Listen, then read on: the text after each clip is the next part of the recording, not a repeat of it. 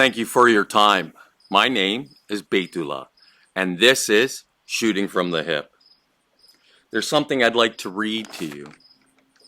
I appreciate you being here. Please keep in mind what we are doing here on Bet On It, Shooting from the Hip. We explore human ideas, philosophies, and noteworthy information. This exploration is us thinking aloud, a thought exercise, jumping into ideas and examining them and re-examining them. You will find that we are prone to using adult language when expressing opinions. In keeping with that, you shouldn't believe anything we say. We are not experts of any kind. We are just having fun with these ideas, philosophies, and information in the hopes that you will find it fun, interesting, and entertaining. We encourage you to invest time in searching out these subjects and come to your own conclusions. Now, on with the shit show. On today's episode, we are going to explore the question of AI when asked about how humanity could become a wise species. So the question was originally asked by Christopher Chase from Creative Systems Thinking on November 17th, 2024. And the question he posed to AI, it was ChatGPT, I think, was that if you were able to share 10 ideas with humanity for how we can become wiser as a species, reach our potential, and come together over the next few decades to solve the many problems we are now experiencing, what would you suggest? So these are those 10 suggestions, and they're actually quite fascinating. So what I did was I posed the question to ChatGPT to see how it would respond, but I worded because I worded the question slightly different. My results were slightly different, although they paralleled Christopher Chase's question. So here are 10 ideas for how humanity could become wiser as a species. 1, cultivate empathy and compassion. And like, why? Like, to what end? How is that better serve a wiser species? Well, wisdom is rooted in the ability to understand and care for others. By embracing empathy, we can make better decisions, not just for ourselves, but for the well-being of others, be it humans, animals, or the environment. How? How do you achieve this cultivation of empathy and compassion? Is you encourage an education that prioritizes emotional intelligence, active listening, and understanding perspectives different from our own. Practice compassion in daily interactions and support systems that foster mutual care. So this could be viewed as ideally as the concept of respect, right? That's what we do. You offer that up first. Instead of demanding it and then reciprocating, you offer it up first as an olive, think of it as an olive branch, or you initiate the cultivation of empathy and compassion. And I think that you could make an argument that it's rooted in respect, and that from that respect you're able to sympathize and empathize and understand what somebody else's experience might be like, because our experiences aren't that removed from one another's. We suffer from the same things. We experience the same joys. We aspire to the same things. So I think that's relevant, and you have to keep that in mind. So cultivating empathy and compassion, I think they're kind of self-explanatory. And here's the deal, as human beings, we've exploited each other to the nth degree, and it hasn't produced any better outcome. So in lieu of what we have done, this may be like more than a passing and suitable alternative. And I think that's really really what's that you can take away from here, that these are things that, although they do exist within our current society, they're maybe not nearly as widespread as they could be. Although, as a society, we're becoming less violent. Although, if you looked at legacy media and the news on the internet, you might think that to be kind of an erroneous statement. But the fact of the matter is that, generally speaking, we are less violent to each other. So maybe it speaks to the idea that we are more empathic or sympathetic to one another. And I think those things are important. And you can, if you want to argue and make the distinction between sympathy and empathy is like feeling for them, but sympathy is, I think, is just as suitable in terms of understanding. And I think that's what we owe each other. That's what, empathy and compassion allow for us to be more understanding of one another. That's the real value. Okay, so and again, how do we come about that? Well, we encourage education that prioritizes emotional intelligence and active listening and understanding perspectives from our own, right? So again, you can train people to that degree, or to meet that need. So again, I think you don't necessarily need an institution to do that. You can produce that effect by just having a conversation with each other, and that might be the focus of the conversation, much like we're doing right here and right now. The focus of our conversation is 10 ideas for how humanity could become wiser as a species. And clearly, number one is, it's self-explanatory. You really see how it could. Now, having said that, there are many detractors who would say that, like, it's just an impossibility, or it's not realistic, or it's not practical. Well, we've done everything else but, and all of those have proven to be ineffective. So perhaps maybe then we need to try something that we haven't tried before, and perhaps that might be might produce greater results. So, having said that, now we'll move on to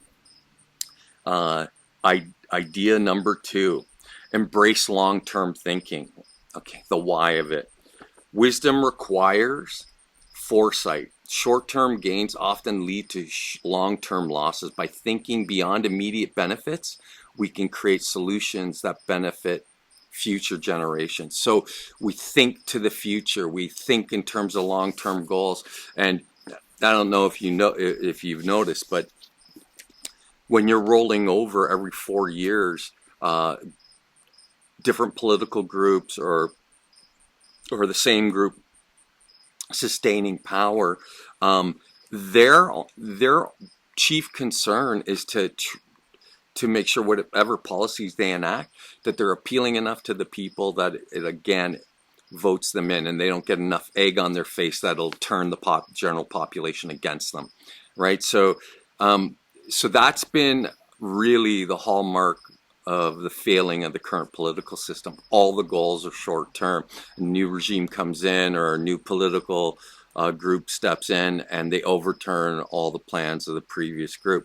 So they can only plan for the short term and look for short term gains. But often, as it was stated, it would be at the expense of long term benefits. So the best way to achieve those long-term goals is through short-term goals. But the short-term goals, they work towards that long-term goal. So it's a cumulative effect. So you achieve one thing over a short period of time and continue doing that, and you lay the groundwork for more short-term gains that produce the long-term benefit. But that kind of thinking is counterintuitive, because we live, again, largely in a society that doesn't want that.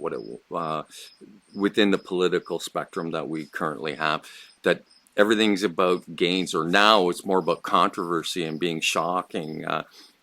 Politicians have become the equivalent of shock jocks.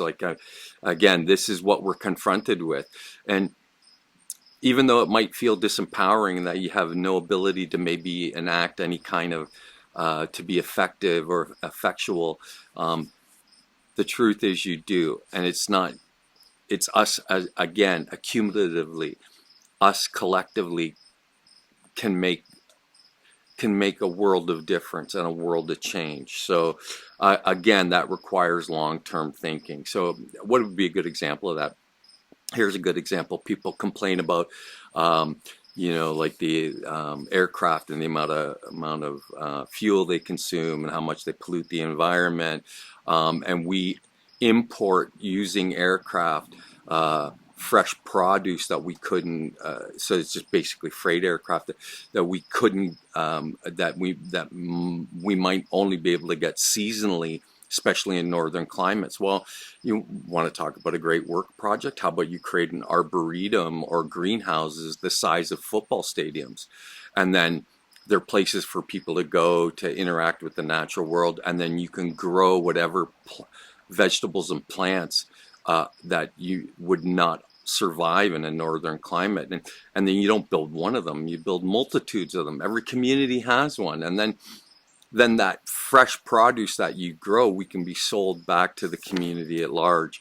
So to me, that would be an effective long-term plan, or a good example of what I'm talking about. Instead of in the short term that we have daily freight bringing in produce, like especially during the winter months in Canada. Speaking of winter months, this is a beautiful day on October 3rd. It is absolutely lovely.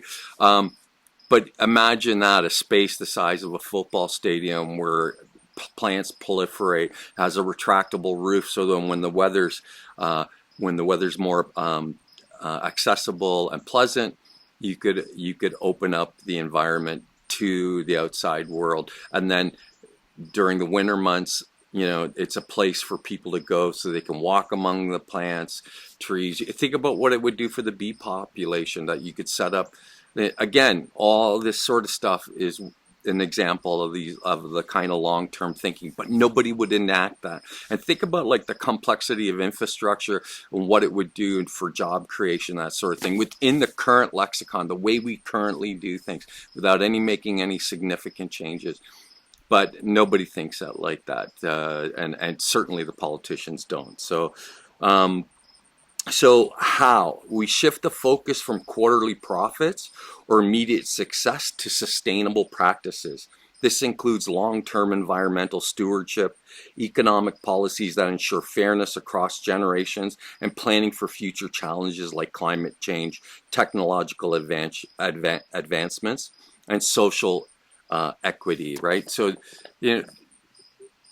here's the thing, like that. It's all within our ability to do, but there's no willingness. But then here's the question I would pose to whoever's listening to this, that aren't you as the general membership, aren't you the will that could impose this on the politicians if we made those kind of demands? But you're too busy fighting, we're too busy fighting amongst ourselves over our biases, and again, to such a degree that we're willing to kill each other over it. Madness, absolute madness, right? And again, something that we could stem the tide, us, the general membership. But again, there's no willingness. But as a general membership, you represent that very willingness, or could represent that very willingness. We'll move on to number 3. So it's number 3 is to encourage humility and open-mindedness. So again, those are kind of self-explanatory, but we'll delve into why. True wisdom begins with the acknowledgement that we don't know everything, and when you're open to new ideas, we can better adapt and evolve as a species, right? So it's adaptability that ensures a species survival. It's not intelligence, strength, or raw physical ability. It's adaptability, and adaptability can only spring from an openness to new ideas and willing to try things in a way that we've never done before. The old model of 50 years ago has fallen to the wayside. It doesn't work, and we live in these incredibly challenging times, which we can have a significant influence on. And when I say we, the general membership, the politicians are meant to serve you, but now we live essentially in service of them. And anybody who would who adopts any kind of specific political ideology. You're playing into their hands, um, and you're turning over any ability that you have uh, to demand and strive for a better quality of life, right? So this is what, you know, this is the real value. The problem is that everybody speaks in absolute terms, like the left or the right, that somehow they know definitively what is in everyone's best interest, when as human beings we could just simply express what our interests are. So and I can't imagine anybody wanting anything more than a better quality of existence from day to day, right? But that requires something from you. It requires you to change, and to change to such a degree that you recognize and acknowledge the fact that we don't have all the answers, and what we should be doing is seeking better answers, right? It's the question that enlightens, not the answers. It's in the effort and trying to understand that, again, will allow for us to be open-minded and to have humility, that in the face of everything, that we don't know necessarily what to do, but we're interested in finding solutions. And then, when we come across a good idea, we can apply it, test it, to see whether or not it has any veracity or value to us as human beings, right? So we're at an interesting, turning point in history.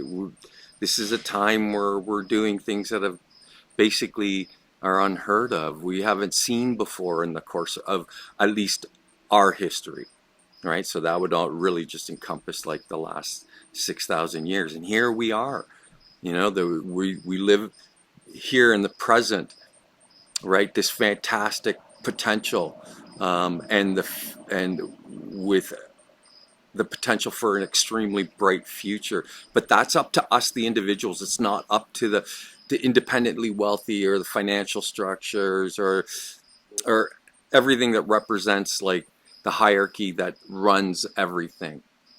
They're only acting in their own interests, and we could act in everybody's interest. That's the value. That's where you cultivate enough humility that you recognize how much we need each other, instead of recklessly wasting each other's lives and all over political ideas because you think somebody's ideological opinion is somehow more valuable than someone else's. So again, it's just insane. It's the kind of madness you go that hopefully we're going to outgrow. Otherwise, it doesn't bode well for us.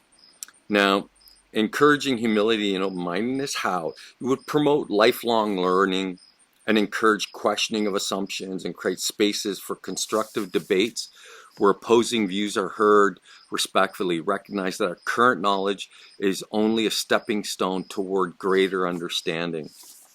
So I've said it on multiple occasions that I'm only too happy when somebody can point out where I went wrong. For me, I see it just as an opportunity to self-correct. Particularly that when you engage in discussion to further understanding, this is what allows for us to come to better conclusions and better solutions.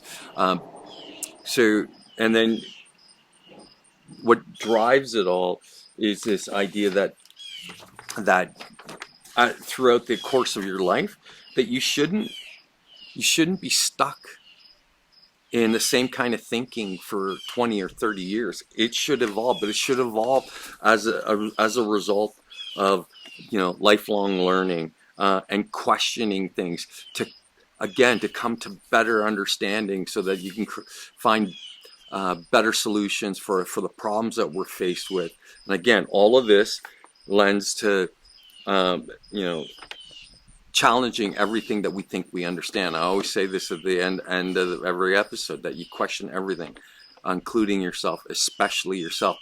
So it's not just the questioning of things you don't like. It's question everything, including the things you like, right? So it, again, critically important, and it couldn't, this idea of knowledge is this couldn't be a great, that it represents a great liberation, or it's the great liberator, that here, as you grow in your understanding and your capacity, you can do greater and greater things. And maybe again, that would contribute to a greater quality of life and a greater whole humanity, right? All of us together collectively.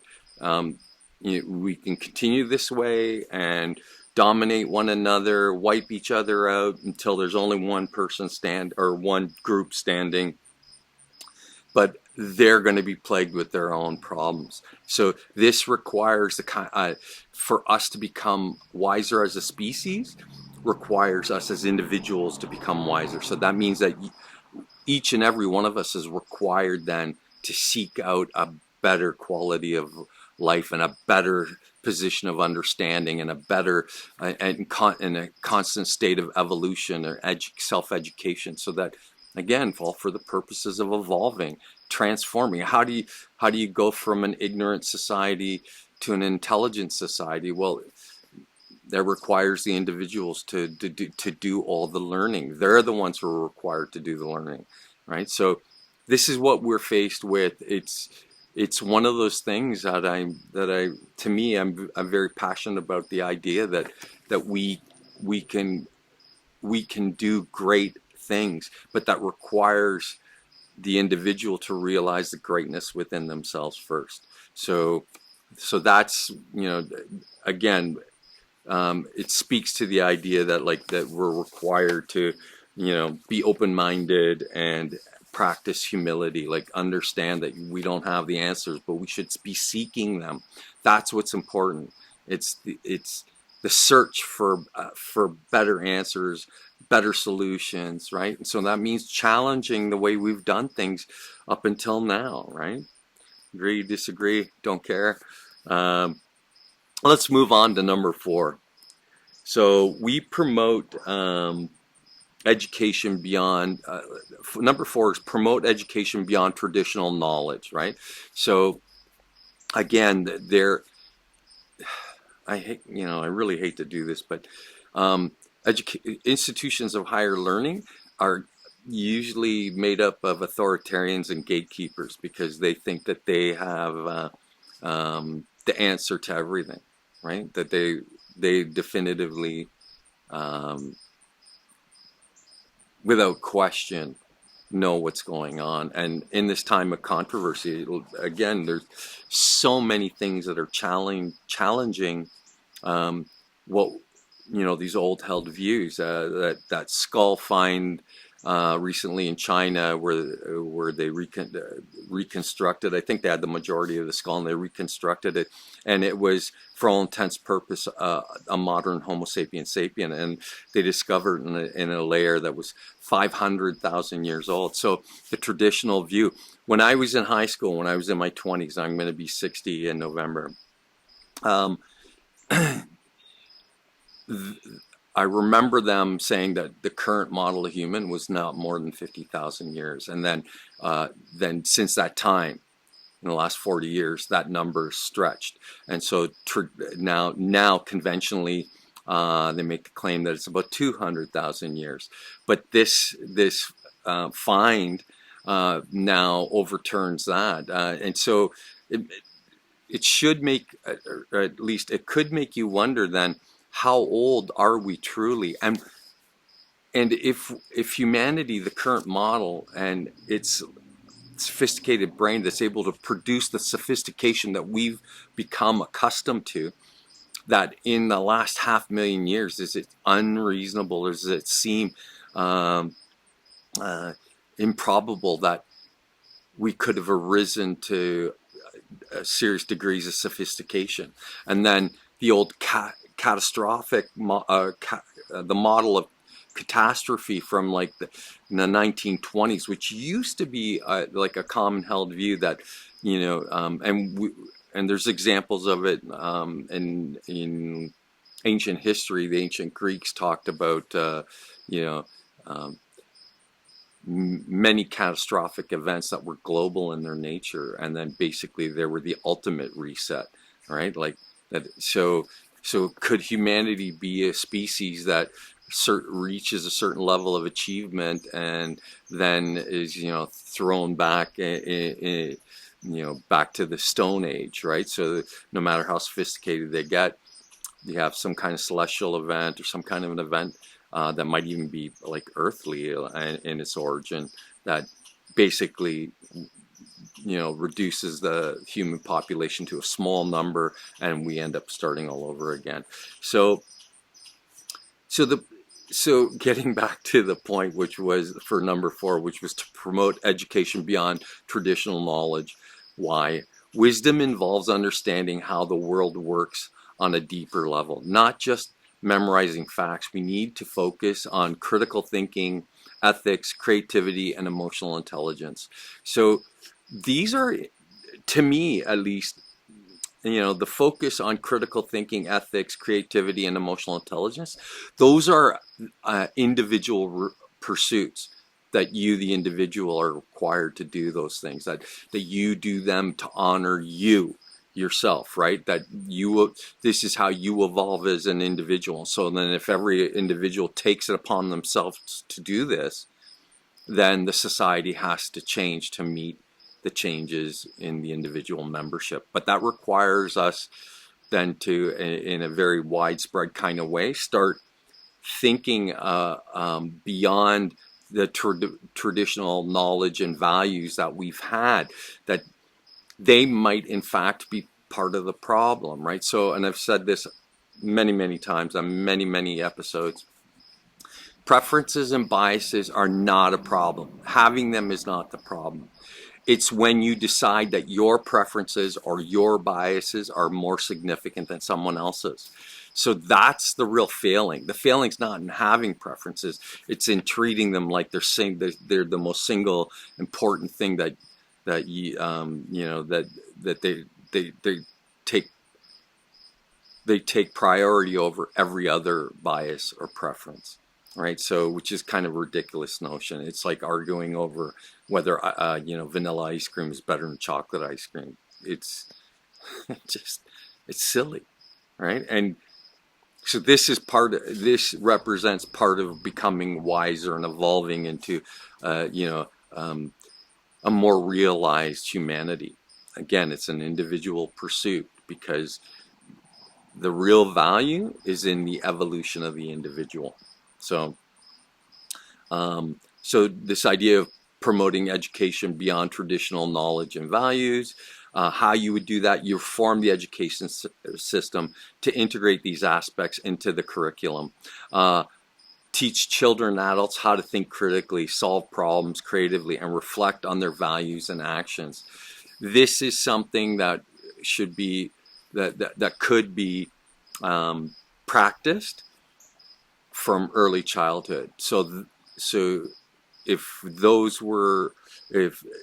we focused on teaching them how to critically think at the earliest of age and solve problems creatively, and then to reflect on values and actions they take, then it'd become the pattern of behavior of the adult, right? So there are examples where that kind of thoughtfulness is integrated into the educational system. So the Montessori educational system is a great example of that. So instead of, it allows for the development of the individual in a more whole and well-rounded way, where the focus is not just like on grades and achievement, that it's also about personal evolution and development, which we don't focus on. And we don't even in family units just talk like that, except in my family unit, because for me this has become kind of the focus of my life, particularly in the last, say, 20-25 years, right? So from around 2000, but it's been a rough ride getting here. So having said all of that, we need to self-educate and educate our children effectively in that way. And in doing that, then it lends to greater degrees of stability within the society. You have more stable human beings. And what do we see a spike in? Mental health issues, right? So again, can't stress that enough. That like here, there's something clearly wrong with the way that we do things, and the way we do things allowed for us to develop to this point. But this doesn't represent the pinnacle. What it is it's a step in a series of steps uh, in the evolution of what humanity is as a society and a civilization. That like, and that we the individuals contribute to that, but nobody talks like that. They don't, because most of us are more accustomed to feeling like we're outsiders or we're ineffective, we're completely disempowered. You don't have to. That's that's conditioning that makes you uh, um, turns on the victim mentality, and then all you want to do is escape. So no wonder we are in a hard time. But this is a moment in history when we can self-correct, where we could, as individuals, can elevate ourselves to the highest expression of what we are. Again, I talk about this to no end, self-mastery, but it starts with the individual. You can't, and the moment that you rely on the institution to do it, the institution will eventually get to a place where it becomes more important than the members that it's meant to serve. Much like politics now, much like national governments now. Excuse me. That's the failing. So, and we're in this wild transition period where, globally and right down to the community level, we're struggling. Now, the only advantage to struggle is that it gives us the potential to grow, right? So, having said that, you know, one hopes that what we would do is we would evolve as a species to become wiser, or that could be the focal point of the individual, to become a wiser person. Moving on to number 5. Value the interconnectedness of all life, right? So I've mentioned this before. You can reduce ideologies that drive everything to two very basic ideologies that are behind everything. And one is that everything is separate and divided, or everything is connected and interrelated. So, and right now, it looks as though that's the dominant thinking, is to keep everything divided, that we are divided, that we're just flesh robots, and this is just something to be exploited without any kind of thoughtfulness or mindfulness, and in the way that we do anything that we do. That's kind of the failing, right? That we need to now more than ever evolve past that. But again, you can't do that at the institutional level. You have to do that at the individual level. So why? Why the value? Why is there value in interconnectedness of all life? Well, wisdom recognizes that everything is connected. Humans, nature, the cosmos. Our actions have ripple effects that can either heal or harm the world. So again, it speaks to the idea that like that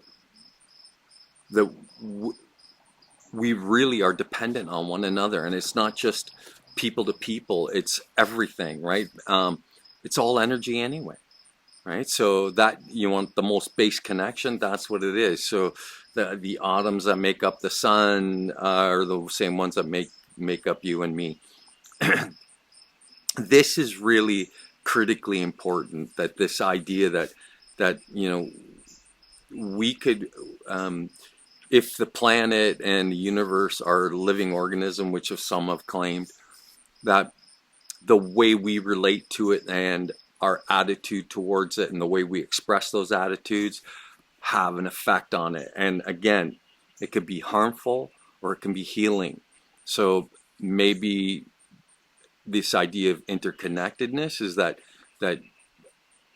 you make a contribution to the whole, and your contribution is quite possibly like in the greatest sense of wisdom, love, that you express love and gratitude.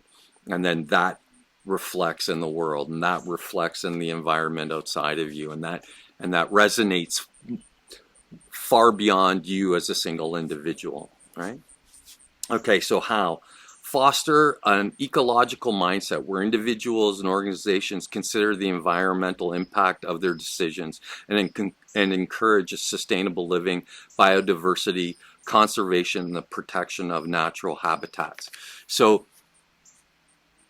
we could have the job of, we could all be gardeners, that the plant, that we could be custodians for the planet, and we cultivate the planet as a whole. But that kind of thinking is completely foreign to the idea that it should be dominated and needs to be exploited for their own personal gains. We've had that, and it's produced nothing but heartache and misery. It's also provided significant advancements in technology, but and maybe the technology will allow for us to come full circle, and we'll go back to like cultivating the natural world and looking after all the living things, plants, animals, and in each other in such a profound way that like that becomes the focus of the society, is living in a holistic kind of way where we're now, instead of about personal gain and promoting your own agendas and self-interest and competition, we work and in a way to promote and lift each other up, right? So being like, it's a complexity of like the living here. So we can be at odds with each other, or we can work together, right? So, and that we accomplish far more by working together than we ever have by working at or being at odds with each other, right? Because then we get reduced back to the tribalism that produced all the problems in the first place. So we don't have to exist in that capacity. That's entirely up to, well, you, the individual. Believe it or not, that's the kind of power you have, and that's why you're controlled to the degree that you are, like that they exercise the kind of influence over your thinking and want you to treat your biases and preferences and prejudices as being primary. Somehow they're more important than anything else, and then that's what allows for people with mental deficits to go into places and shoot up schools, malls, and so places of worship. So it's more examples of the madness of tribalism, and that comes from the idea that like that we are all divided, right? So we really need to focus on what matters, and what matters is we only have one planet. Like, this is our home, and we're basically shitting where we eat, and that's not a healthy philosophy. That's not a good way to approach this. Again, you can't institutionalize this kind of thinking. This is the thinking of the individual, that they have to integrate that into whom they are, and then it becomes prevalent and it spreads. And so you have a social movement that really revolves around ideas and thinking that promote individuality, but the rise of the individual to the highest expression of what they're capable of. And then that's what in that I don't think you could do that without realizing the value in interconnectedness. So having said that these are the kind of things that we need to focus on, or that we could be focusing on, instead of competing with each other, instead of treating each other as something to be exploited, and it lends to then sustainable living, like this idea that we live in such a way that I'm not entirely convinced that these urban centers where we're basically piled up like rats on top of one another, suburbia, that this is the most effective way for humans to live. But it's a question that's worth exploring. So again, you as an individual, maybe the best solution for big urban centers and cities is that for people to vacate and move into rural areas, especially because of the internet now and like delivery services like Amazon, that you could live like way out in in a rural area, and you still have access to essentially, everything that high tech cities have. But now you have the freedom of being in nature all the time, and and you enjoy the peace and quiet of that instead of the madness and hectic pace of life that people tend to experience in large urban centers. So again, but that's for the individual to determine. You've got to come to as an individual, you have to come to these conclusions entirely on your own. And it doesn't matter that I'm saying it. I'm just the one who's been thinking about this and now taking advantage of technology to allow to us to explore the question, what makes for wiser humans? Well, or a better human, someone who's mastered themselves and has prefers wisdom over selfishness and personal agendas and self-interest, right? So that's what we're confronted with, and how do we move forward becomes the real question, and only you, the individual, can make that determination. It really does fall to the individual. It's not governments, it's not institutions that make the difference. It's people. It's all the people, right? So think of that for a moment. So we'll move on to number 6, which is adopt a culture of reflection and self-awareness. Now, why? What's the value in this change of culture of reflection and self-awareness? Well, self-awareness is the foundation of wisdom. And reflecting on our actions, biases, and emotions allows us to grow and avoid repeating mistakes. Right? It's really important. This is that's the meat on the bones. You're looking to evolve as a human being, and part of that evolution is making mistakes, is failure, but the real value is learning and growing from those failures. And so that at the very least, you're not repeating those mistakes, and they might give you greater degrees of insight into what you are doing.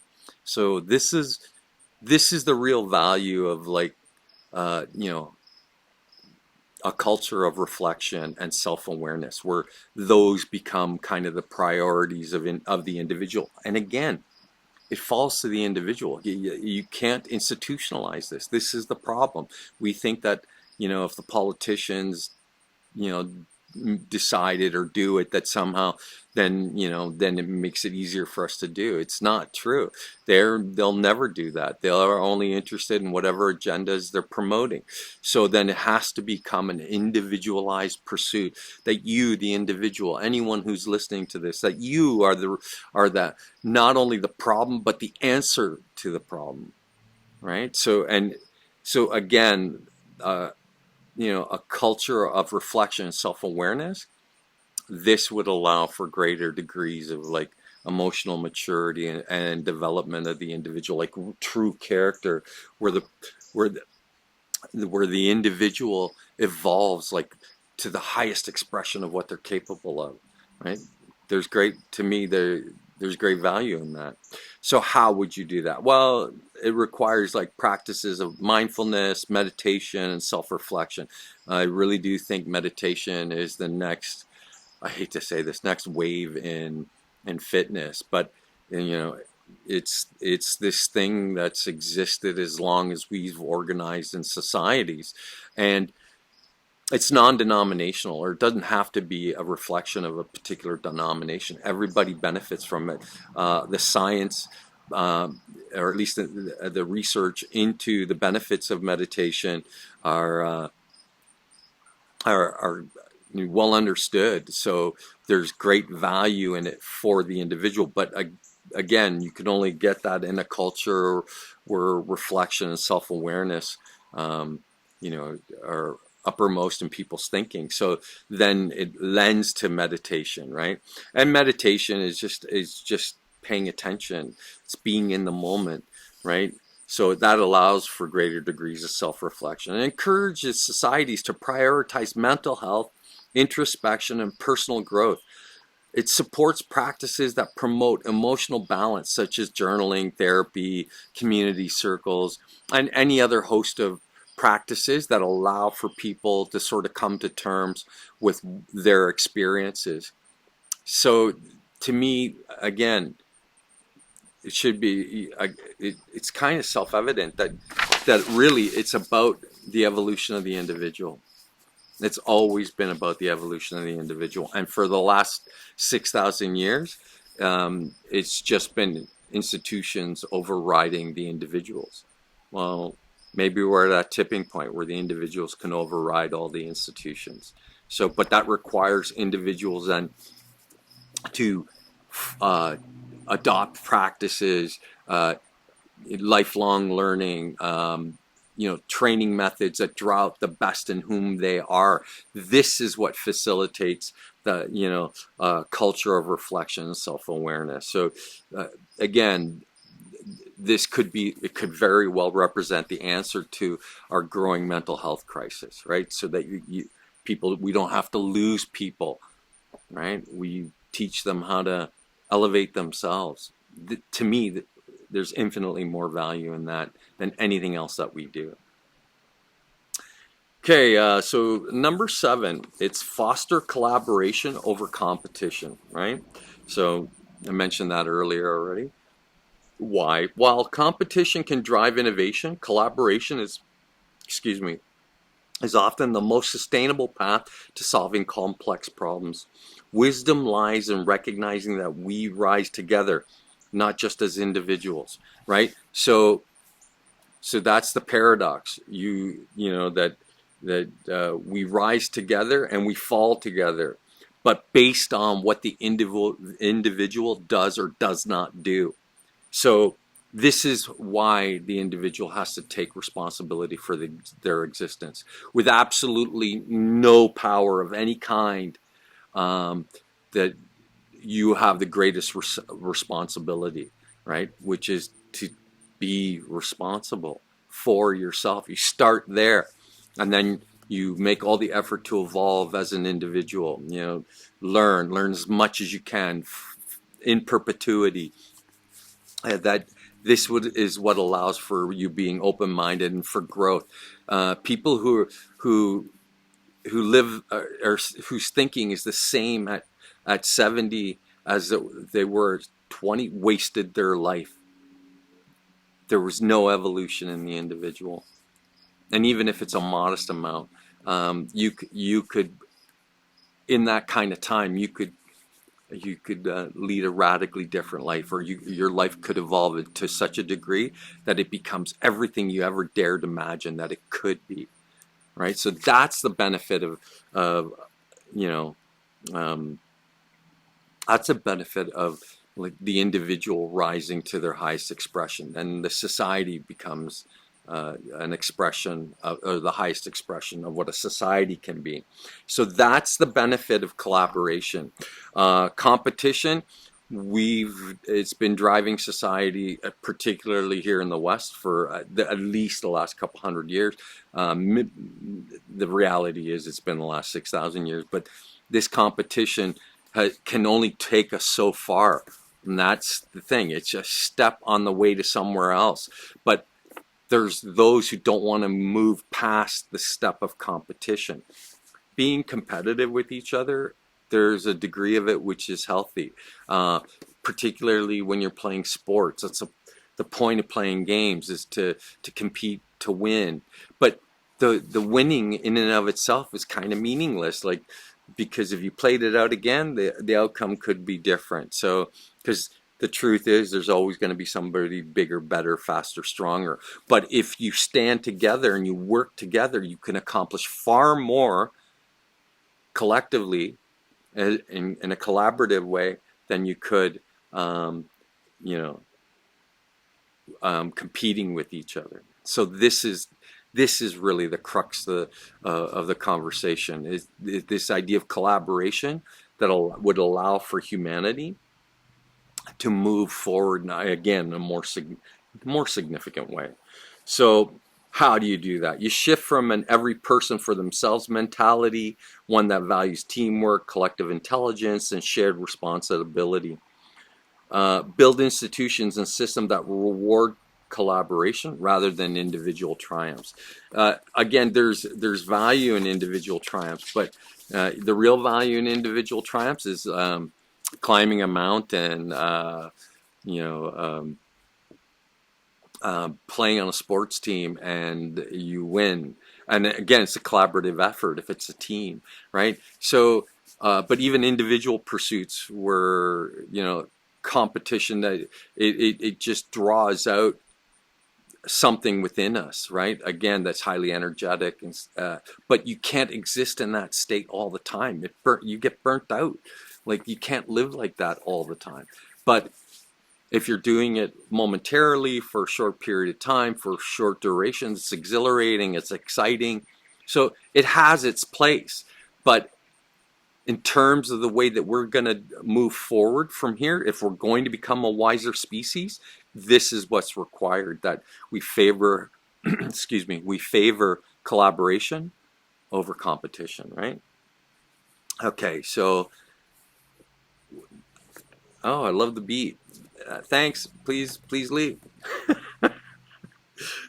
Number 8, adopt science and evidence-based decision making. Okay, so that should be self-explanatory in terms of why. Wisdom involves understanding the world as it truly is rather than how we want it to be, relying on science and evidence to lead to decisions that are grounded in reality and can stand the test of time, right? So, uh, again, this speaks to if a bias is just the way you interpret everything, that the or filter what you're seeing, you can very quickly see where it becomes a problem, because now instead of instead of favoring relying on science and evidence so that you can make a reasonable conclusion, you're operating from preference or from your imagination or what your opinion, what you think personally, instead of going, is it in terms of opinions.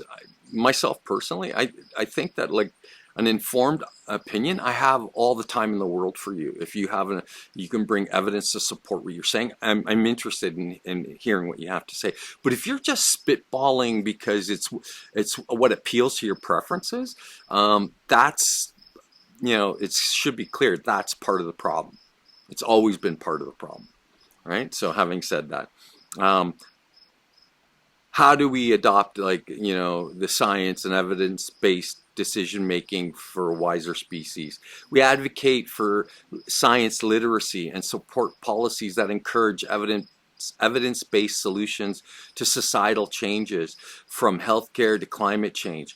We challenge misinformation and cultivate a respect for expert knowledge, particularly when the expert knowledge demonstrates a real high open-mindedness. That's the hallmark of great intelligence, that no matter how hyper specialized they are, they're still broad and open, and the first thing they'll ask for is, what do you have for evidence, so that they can look at the evidence to see if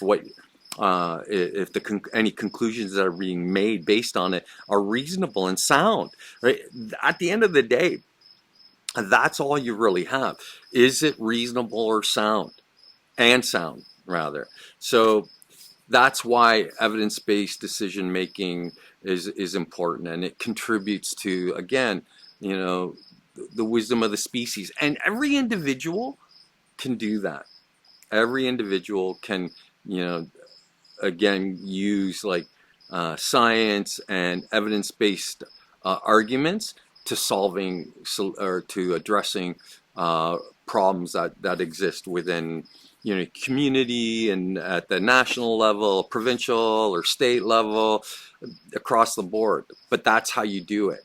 The way we do it is it's all a popularity contest, and that really hasn't produced anything except more problems, right? So it really does fall to the individual, and what we want is the evolution of the individual. That's what's critically important, right? So again, I make this argument that It's us that make all the difference, right? So then as individuals, we have to seek those things out and adopt them, and then change according to what we learn, and grow. And that's what creates real character. That's what makes you worthy as a human being. Okay.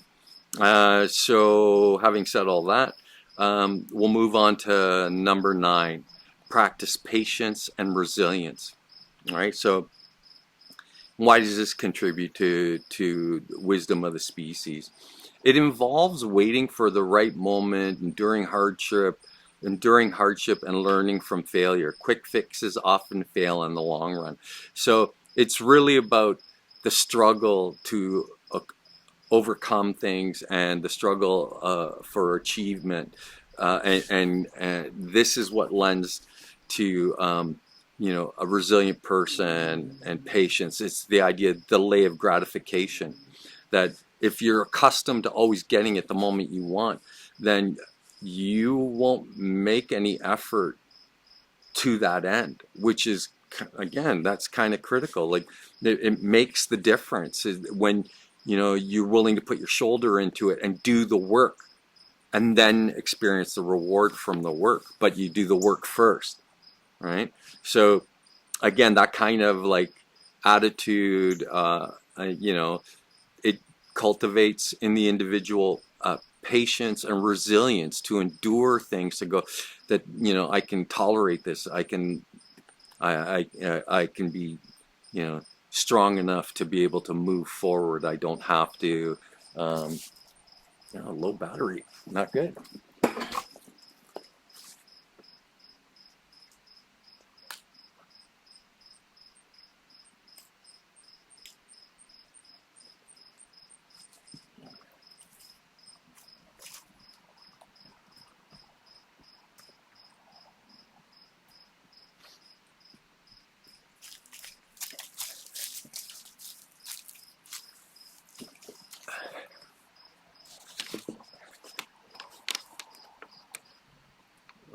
Dang it.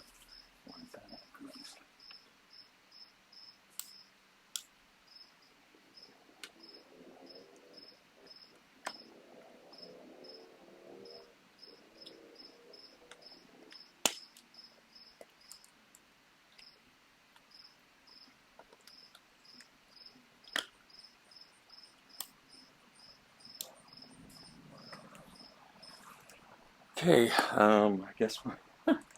guess we're gonna have to.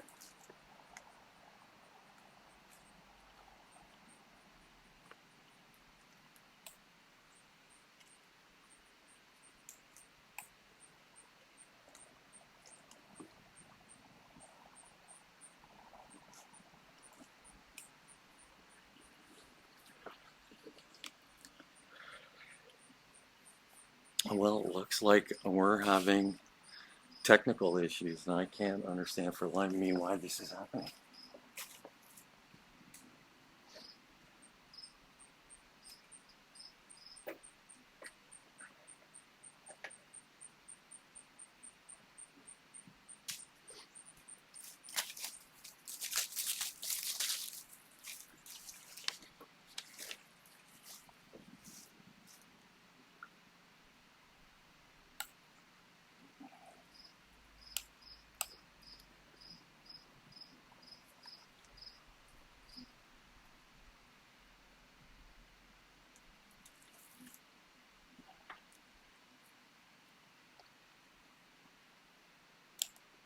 Oh, there we go.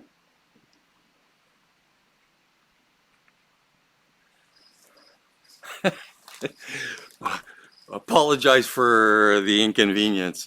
Uh, Looks like I lost my source of power, but everything's charging now and working as it should. So,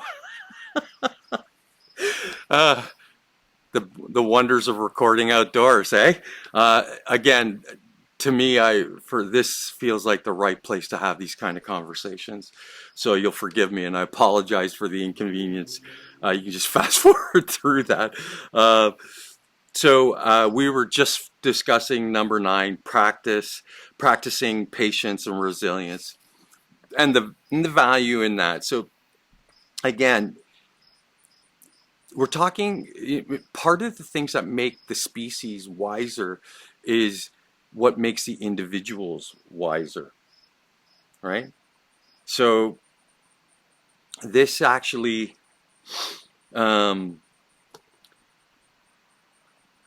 these practices that that we adopt as individuals can allow for, again, a greater expression of the individual, right, which lends to greater character and greater wisdom, greater degrees of wisdom rather. So those are the things that that are going to make a difference if we're going to move forward as a species, like to be referred to as like wise, right? So it's how we evolve collectively and how we evolve individually. But you can't have one without the other. They both have to be in play, right? So we'll move on to number 10. And number 10 is nurture a deep sense of wonder and curiosity, right? So, um,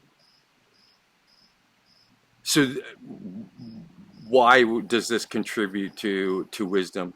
And it comes from an unquenchable thirst for knowledge, just not just for practical purposes, but for the sheer joy of discovery and understanding. Curiosity drives innovation and fosters a deep respect for the unknown. So I'm fascinated by the things that we don't know, and how incomplete our damn sorry how incomplete our answers are to most things. I mean, there's some things we understand, you know, the absolute minutia of, but by and large, there's those questions of existential dread, like why are we here? What does it all mean? Like these are questions that are worthy of exploration, and it's not just, it's not just um, those questions, the ones that you can't answer, but it's also the ones where you can deconstruct something so that you can understand it. And the joy comes from the discovery, from learning, and greater degrees of understanding. And this is what, uh, you know, um, this is what allows for us to be uh, more clever in our thinking and come up with uh, interesting solutions, right? And then for us to want to seek out the unknown, to make it known, right? So this again contributes to part of like a collective purpose and an individual one. And we as human beings, I mean, you know, the we're struggling, and so part of that struggle, hopefully, what it represents is that we're going to evolve, right? And in that evolution, we become whole human beings, and we'll live, um, we can live more a higher quality of existence from day to day. So, isn't that worthy of your attention? Isn't that worthy of your efforts? To me, again, seems like a no-brainer in terms of answering the question or responding to the question. So, and how you do that, you foster creativity, exploration, and play across all ages. So again, in the way that we educate, right? So we do everything with an air of playfulness, so that it's engaging and fun to do. That will keep us interested and keep us involved, right? Um, and then any kind of research that's driven by your curiosity, um, it's really exploration. It's exploration of like the mechanical world, or the world of the day-to-day world we live in. Part of that exploration is also the exploration of the arts and questions that have no immediate answers, and celebrate the pursuit of knowledge for its own sake. Like we can live again with a much higher quality of existence. But I'm amazed at how many people are just satisfied with like distracting themselves, because they don't. I think a large part of it is because they don't know what to do with themselves. And again, you start with the things that you love to do, or the things that you're most interested in. Perfectly good place to start. And in the pursuit of that, it'll lead to places and open doors to other maybe curiosities or other areas of interest.